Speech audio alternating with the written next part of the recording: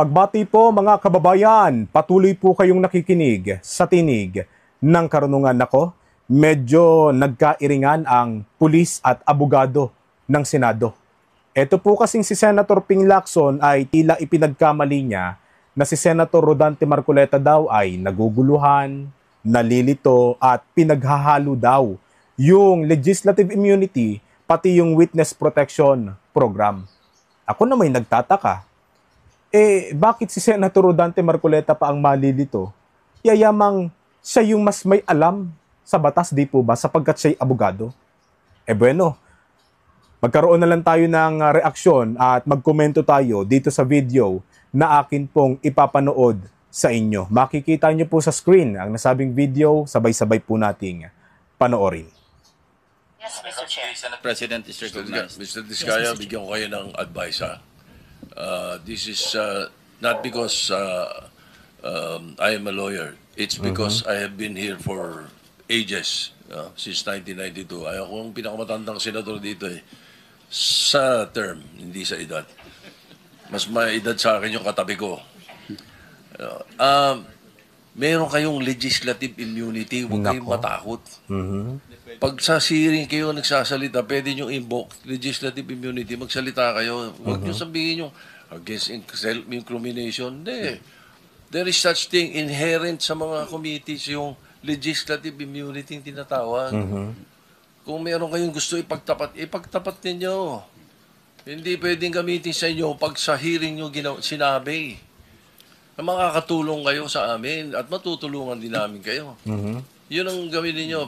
Tatanong sa abogado nyo, alam nyo ang abogado nyo yan baka lang, ayun nyo lang talaga sabihin yung dapat Di ba? Huwag kayong matakot. At meron po kaming maibibigay sa inyong legislative immunity tinatawag.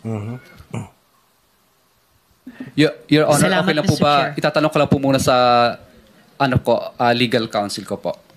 Bueno, bago natin ituloy mga kababayan, for the context, bago yung bahagi po na yan ay tinatanong po kasi ni Senator Risa Hontiveros itong si Diskaya. At dun sa huling tanong niya bago mangyari itong kaganapan na ito, ay nagsabi si Diskaya ng I invoke my rights against self-incrimination. Siguro, natatakot siya na baka sa pagsagot niya, sapagkat meron siyang papangalanan, mabalikan siya ng kanyang bibitawang pangalan. Tao man yun, organisasyon man yun, grupo man yun. Yung sinasabi kong balikan siya, baka kasuhan siya, di po ba?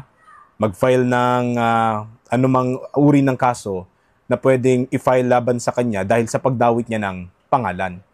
Ngayon, ang ginarantiya sa kanya ni Senator Tito Soto, hindi, wag kang matakot. Magsabi ka lang ng totoo sapagkat nasasaklaw ka ng legislative immunity. Mabibigyan ka namin ng legislative immunity na para bagang pinalalabas ni Senator Tito Soto, ito protection mo. Legislative immunity, wag kang matatakot. Yun yung konteksto po niyan. Bueno, tuloy po natin. Mr. Chairman, I distinctly recall na nung araw nga na-question yung issue na yan because baka gamitin sa korte yung mga sinasabi ninyo rito.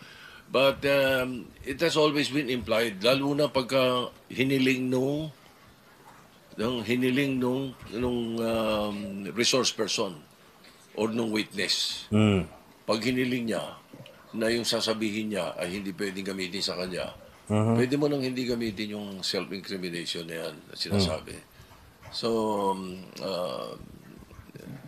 just for the record, so there is no direct law, pero ang walang direct law, implied ang legislative immunity. Walang direct law, naging practice lang. Yes, what the Senate President what the Senate President is saying is hindi po blanket yung legislative immunity.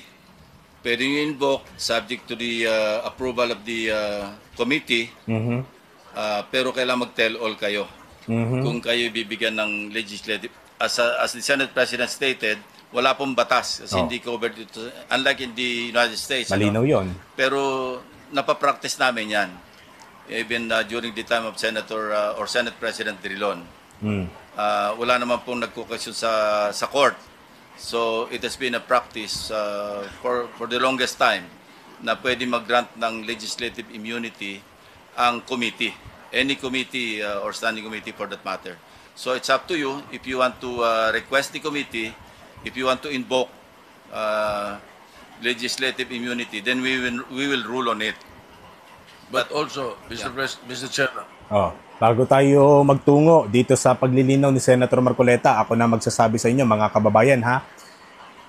Mismong lumabas sa bibig ni Senator Tito Sotto na sa unang bahagi umamin siya, hindi naman sa pagiging abogado, hindi naman talaga siya abogado, pero bilang nakatatanda daw sa termino, yung legislative immunity na bilang proteksyon ng witness sa pagsasalita para hindi magamit sa kanya yung mga sasabihin niya, yun ay base lang daw sa practice, sa tradisyon, at wala daw sa batas yun. Sinigundahan pa, sinuportahan pa, pinagdiinan at pinagtibayan pa ni Senator Ping Lacson na sa matagal na panahon, talagang practice na yun. So huwag kayong matakot, may legislative immunity tayo. Sabi pa sa termino mismo ni Lacson, bagaman wala tayong batas tungkol dyan. Sa makatuwid, hindi matibay. Naging practice lang. Naging tradisyon lang. At ang sabi pa, hindi naman kami kine-question ng Korte Supremo pagdating sa bagay na yan. Hindi kami kine-question ng Korte Suprema dyan. Bakit? Naging practice na nga ang tanong, paano pagka-question? Anong isisigunda ninyong batas? Kapag may nag-file ng kaso laban sa Diskaya dahil sa may dinadawit na silang mga pangalan. Di ba nung nakaraan lang, nung nagpangalan ng mga Diskaya ng 17 congressman, sila mismo yung mga congressman na yon, yung iilan doon, nagbanta na sa mga Diskaya na maghanda kayo, hindi namin palalagpasin ito. Nagbabalak silang mag-file ng kaso. Ngayon, anong sasabihin ba ng mga Diskaya? Meron akong legislative immunity. Paano kung sabihin ng Korte Suprema na anong legislative immunity? Batay po sa batas, sa konstitusyon. Ang legislative immunity po ay para lang sa mga miyembro ng Kongreso, ng House of Representatives at ng Senado. Kung ang pagbabatayan natin ay yung batas lang mismo, yung nasa konstitusyon. Nabatay sa Article 6, Section 11 ng 1987 Constitution, members of Congress cannot be arrested while Congress is in session except for crimes that are punishable by more than 6 years imprisonment or cases of treason, felony, and breach of peace or serious crimes. Ang batas po na ito, pagka sa konteksto ng mga Diskaya, hindi po sila miyembro ng Kongreso. Kaya lang nagamit yung legislative immunity na yan para sa mga witness dahil sa practice at tradisyon na isinalin-salin ng mga mambabatas. Pero pagdating sa batas, wala naman po talaga nun sapagkat ang pinoproteksyonan ng batas na ito ay tanging miyembro lang ng Kongreso. Na kung saan, yung mga miyembro ng Kongreso, kahit na sila ay magsasasalita, maglaglag man sila ng pangalan, wala silang pananagutan doon. Hindi sila pwedeng kasuhan, balikan nung nilaglag nilang pangalan. Halimbawa, sa privilege speech, maglalaglag ka ng pangalan dyan. Ikaw ay senador, ikaw ay congressman. Dahil dito sa immunity na ito, sa legislative immunity, hindi ka pwedeng mabalikan nung papangalanan mo. Sapagkat meron ng batas na pumuprotekta sa'yo. Paano naman yung mga witness? Paano naman yung mga titistigo sa Kongreso pag kinwestiyon ng Korte Suprema yan? Di po ba?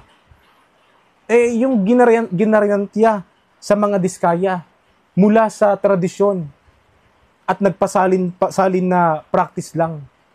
Gaano katibay yun? Di po ba? Kaya, ano yung naging sagot ni Senator Rodante Marcoleta dyan sa naging proposal ni Tito Sotto at ni Ping Lacson? Ituloy na natin itong bahagi ni Senator Marcoleta. but also, it does not exempt you from perjury. Diba? It doesn't mean that you are exempted from perjury pag ini-invoke yung legislative immunity. Kaya kailangan Mr. Chair. sasabi pa rin na totoo. Mr. Chair, Senator Marcoleta. Ngayon na. may I clarify that because Senate President said that by tradition, we can extend